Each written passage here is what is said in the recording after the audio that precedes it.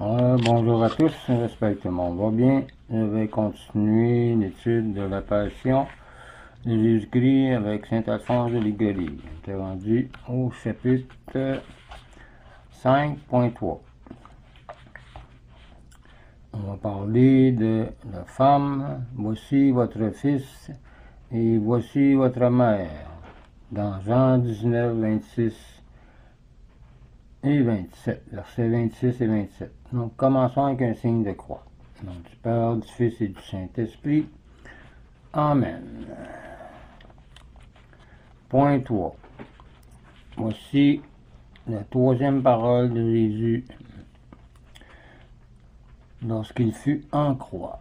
Voir Jean 19, 26 et 27. Nous pouvons lire Jésus, voyant sa mère, et auprès d'elle le disciple qu'il aimait, dit à sa mère, « Femme, voilà ton fils. » Puis il dit au disciple, « Voilà ta mère. » Et dès ce moment, le disciple l'a pris chez lui. Donc, on va parler de cette parole. On va dire, pour commencer, on lit dans l'évangile de saint Marc aussi qu'il y avait sur le calvaire plusieurs saintes femmes qui regardaient Jésus crucifié, mais de loin. Allez voir Marc 15, verset 40. On doit donc croire que la mère du Sauveur se trouvait avec elle. Cependant, d'après saint Jean, la Sainte Vierge était non pas loin, mais près de la croix, avec Marie, femme de Cléophas, et Marie-Madeleine, voir Jean 19, verset 25. On peut même aller lire, près de la croix de Jésus se tenait sa mère et la sœur de sa mère, Marie, femme de Cléophas, et Marie de Magdala. Euthymius cherche à lever la difficulté en disant que la Sainte Vierge, voyant que son divin Fils allait bientôt expirer, s'approcha de la croix. Pour arriver plus près de son Fils bien-aimé, elle surmonta la crainte qu'inspiraient les soldats et supporta patiemment toutes les insultes qu'elle eut à souffrir en ce moment, de la part des hommes qui gardaient les condamnés à mort et qui la repoussaient brutalement. Le savant auteur d'une vie de Jésus-Christ dit la même chose en ces termes. Il y avait là des amis qui l'observaient de loin, mais la Sainte Vierge, Sainte Marie-Madeleine et une autre Marie se tenaient auprès de la croix avec Saint Jean. Jésus, voyant auprès de lui sa mère et son cher disciple Jean, leur adressa ces paroles.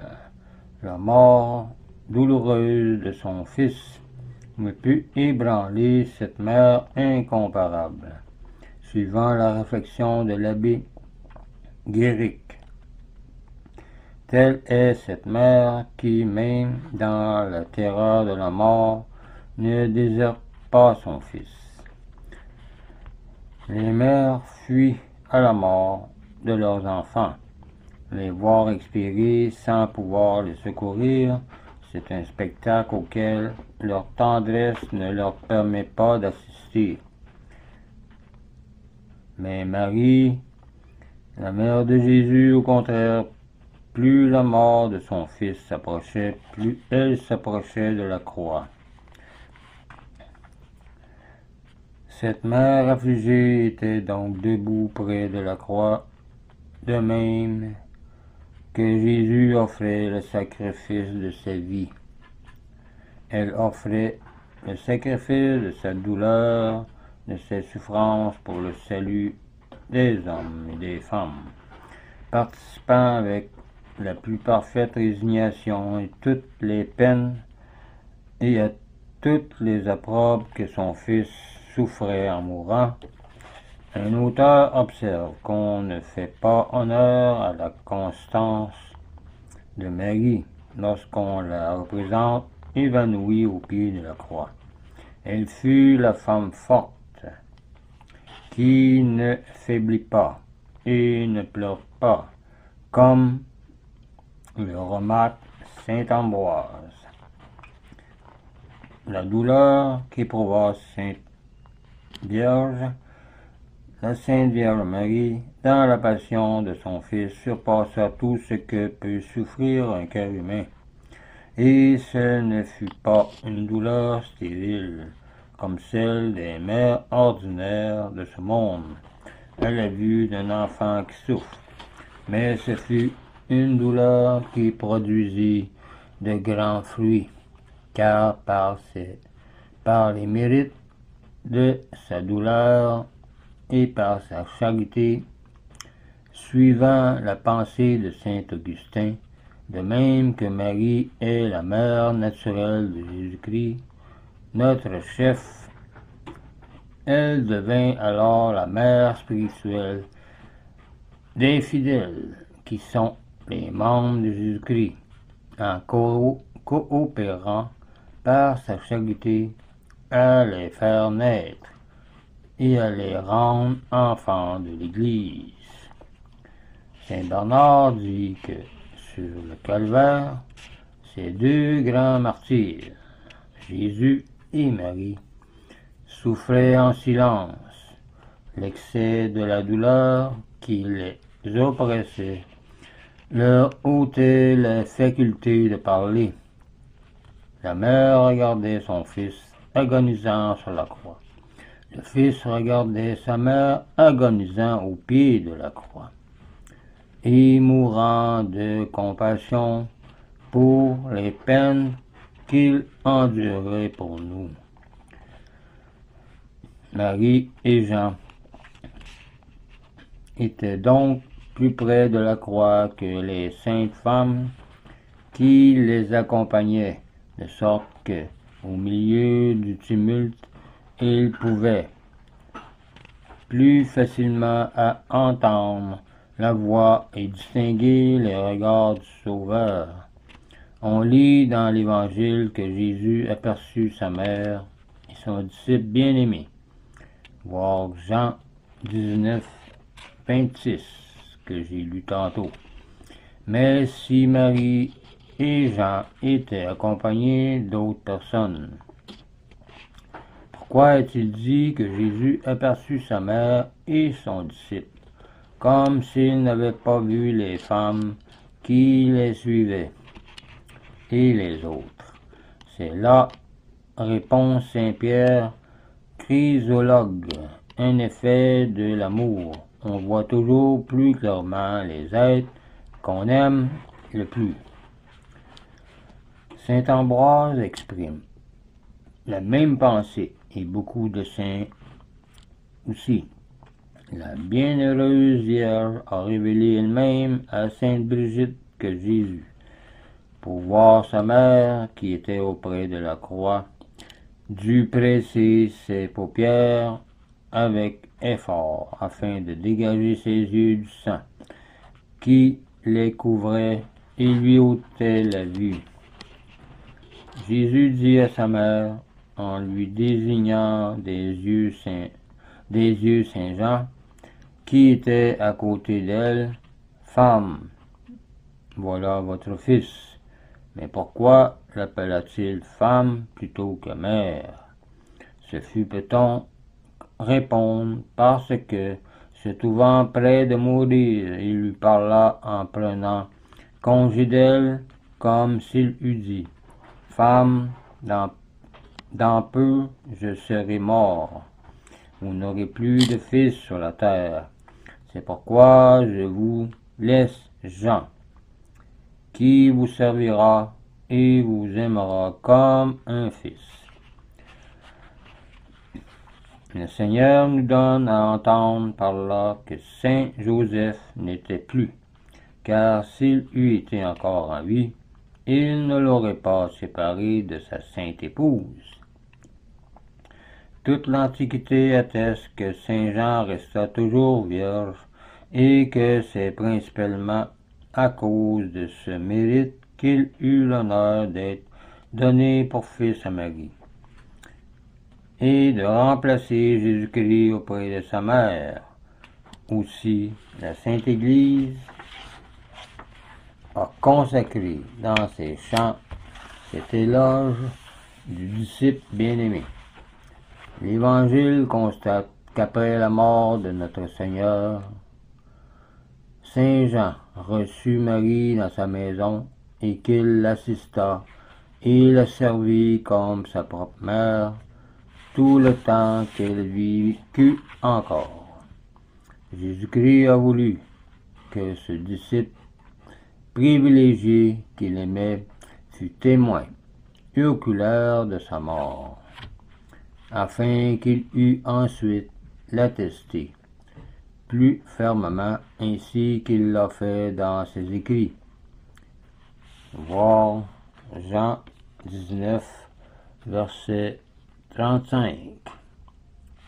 On peut lire « Celui qui l'a vu en a rendu témoignage, et son témoignage est vrai, et il sait qu'il dit vrai, afin que vous croyez aussi.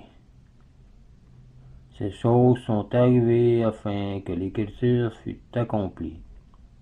Aucun de ces os ne sera brisé. » Verset 36. Jean 19, verset 35-36. Et aussi 1 Jean 1, 1.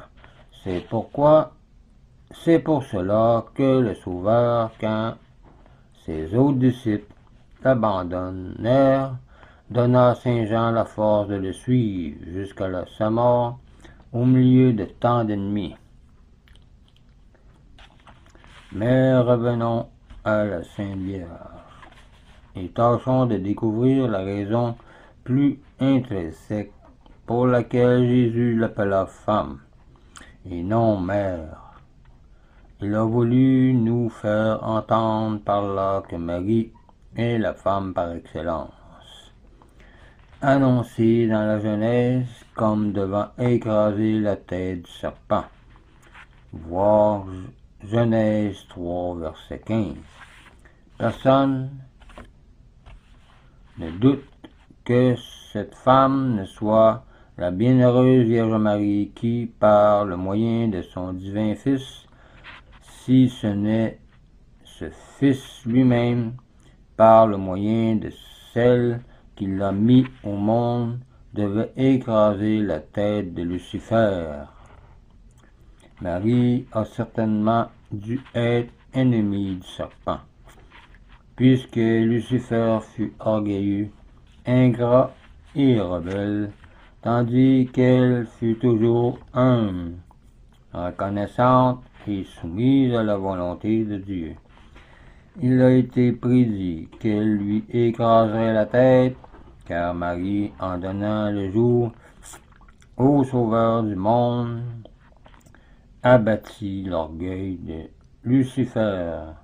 Le serpent s'efforça de mordre Jésus-Christ au talon, par lequel il faut entendre sa sainte humanité, partie la plus voisine de la terre. Mais le Sauveur, par sa mort, eut la gloire de le vaincre et de le priver de l'empire que le péché lui avait donné sur le genre humain à cause de la faute d'Adam et Ève. Dieu a dit en outre au serpent qu'il établirait une intimité sans fin entre sa race et celle de la femme. Cela signifie qu'après la chute de l'homme, causée par le péché, nonobstant la rédemption opérée par Jésus-Christ, il devait y avoir dans le monde deux familles et deux postérités, par la race de Satan est désignée la famille des pécheurs, qui sont ses enfants, étant imbus de son venin mortel du péché originel. Par la race de Marie est désignée la famille sainte, qui comprend tous les justes avec Jésus-Christ, leur chef, qui est ressuscité des morts. Marie fut donc destinée à être la mère tant du chef que de ses membres aussi, qui sont les fidèles, car l'apôtre le dit expressément, vous êtes qu'un dans le Christ Jésus. Voir Galates 3, verset 28. Les fidèles ne forment qu'un seul corps avec Jésus-Christ, le chef et la fondation de l'Église, le chef n'étant point séparé de ses membres, et ses membres sont tous enfants privilégiés de Marie, puisqu'ils ont le même esprit que son propre Fils, qui a envoyé son esprit à la Pentecôte, qui est Jésus-Christ. Ainsi, sur le calvaire, Saint Jean n'est pas désigné par son nom. Il s'appelle le disciple aimé du Seigneur, afin que nous comprenions que Marie est la mère de tout chrétien fidèle, qui est aimé de Jésus-Christ et en qui Jésus-Christ vit par son esprit. Cela est conforme à la pensée d'Origène.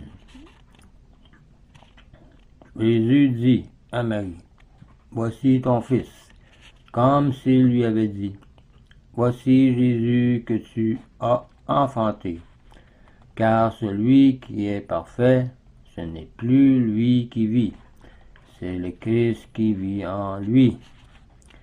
Denis le Chartreux dit que dans la Passion, le sein de Marie se remplit du sang qui coulait des plaies de notre Sauveur, afin qu'elle pût en nourrir ses enfants.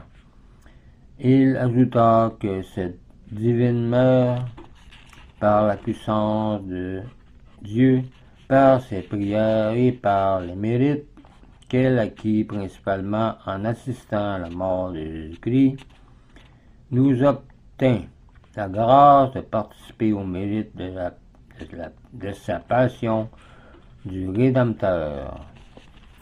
Prions maintenant. Ô Mère de douleur, vous savez que j'ai mérité l'enfer. Je n'ai d'autre espérance de salut que dans la participation au mérite de la mort de Jésus-Christ.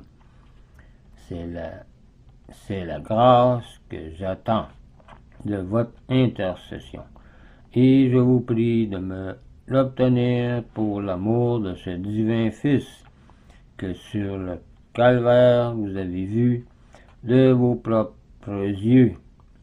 Baissez la tête et expirez devant vous. Ô Reine des martyrs, ô avocate des pécheurs, secourez-moi toujours, et spécialement à l'heure de ma mort. Il me semble déjà voir les démons se presser autour de moi durant mon agonie pour me faire douter et faire tout leur effort pour me jeter dans le désespoir à la vue de mes péchés, pourtant pardonnés. Ah, quand vous verrez mon âme ainsi assiégée, ne m'abandonnez pas, aidez-moi de vos prières pour que j'obtienne la confiance et la sainte persévérance. Comme alors, perdant peut-être la parole et même l'usage des sens, je ne pourrai plus prononcer votre saint nom, ni celui de votre divin Fils. Je vous invoque dès ce moment, et je vous dis, Jésus et Marie, je vous recommande mon âme. ce serait tout pour cette vidéo. La prochaine fois, au point 4, à la 4e parole, on va parler que Jésus a dit, mon Dieu, pourquoi m'avez-vous abandonné? Voir Matthieu 27, verset 46. Donc, je vous laisse là-dessus. Je vous dis au revoir et union de prière.